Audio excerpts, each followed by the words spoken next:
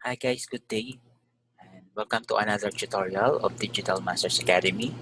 And today I'm going to teach you how to install Facebook Pixel to your WordPress website.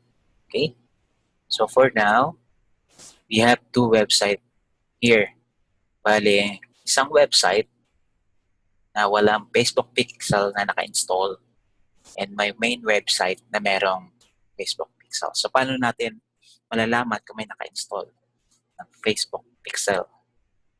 I have here yung Google Chrome extension na Facebook Pixel Helper. Okay, this one. So, natatrack niya. No? Pag meron siyang count dyan, okay, yung color green, ibig sabihin may naka-install na Facebook Pixel. So, pag pinuntahan natin yung isa kong site, which is the demo website, makikita nyo, wala siyang na-trace na pixel. Alright? So, what you can do para magkaroon ng Facebook Pixel is you have to log in to your business account on Facebook. That's business.facebook.com. Okay. After that, okay, this is the first step. You have to look for the pixel. Okay. Minsan wala siya dyan. You can find it sa all tools. Then under measure and report, click here. Ito yung pixels.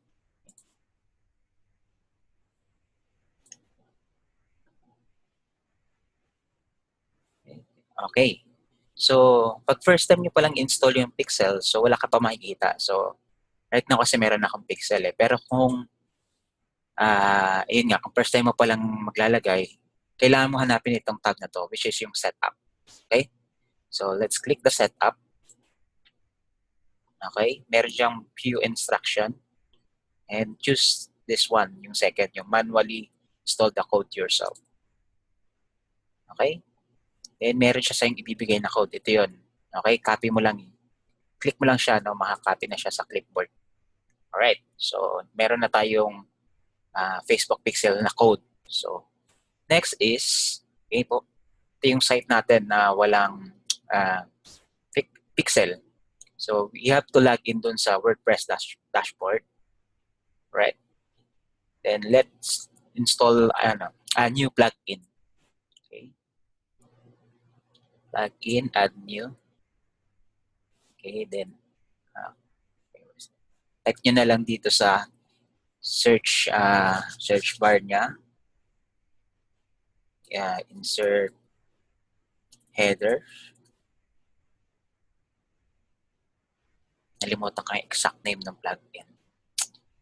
Ito, insert headers and footers. Okay? Install now.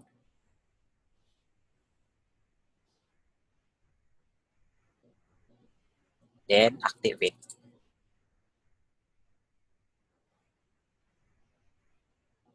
Alright. So, makikita nyo yung in-install yung insert header and footer dito sa tools, no? Under your settings pala. Okay? So, WordPress dashboard, then settings. Then, look for insert headers and footers. Okay, click mo lang siya. Alright. So, ayan, may pixel kasing nailagay na ako dito before. So, yung kinapya natin before, okay, earlier, okay, so, paste lang natin siya dyan. Okay, yan yung Facebook pixel to track yung page view. Okay? Then, save. So, once na save mo, pag binalikan natin yung site, okay, yung website, okay, wala pa rin siya, no? Wala pa rin siya natatrack kasi hindi pa natin siya na-refresh, okay? I-reload lang natin siya. Ayun. So, yung ating pixel helper, meron na siya na-track na page view. So, yun na siya. That's how you install Facebook Pixel.